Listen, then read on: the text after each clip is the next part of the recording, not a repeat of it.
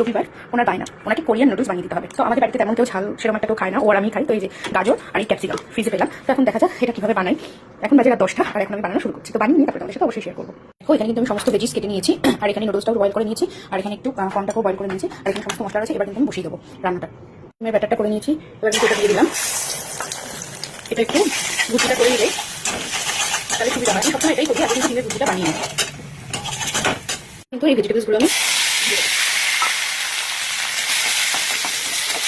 এর মধ্যে একটু নুন দিয়ে হালকা করে সেদ্ধ করে নেবো। এখানে কিন্তু এই একটা মশলা আমি অ্যাড করে দিলাম, আরেকটা কিন্তু পরে দেবো। এই একটা দিলাম, আরেকটা কিন্তু পরে দিয়ে দেবো। এটা কিন্তু এই কমগুলো দিচ্ছি, কেমন হবে জানি না। আগে কিন্তু একটা অন্য ছিল, এটা আবার একটু অন্য একটা দিলাম। দেখা যাক কেমন হয়। এটা কিন্তু আমি মশলা অ্যাড করে দিচ্ছি, কিন্তু প্রচন্ড ভালো হয়। একটা দিচ্ছি হাফ মশলা দিলাম, পরে আরেকটা কিন্তু দিয়ে যদি লাগে। এর মধ্যে কিন্তু এবার আমি ডিমটা অ্যাড করে দিলাম। আর এখানে যে নুডলসটা ছিল এটাও কিন্তু আমি চাক বেঁধে রয়েছে, এই নুডলসটা দিয়ে দিচ্ছি। এটা কিন্তু চাক বেঁধে রয়েছে, অনেকক্ষণ আগে আলাদা করে গেছি।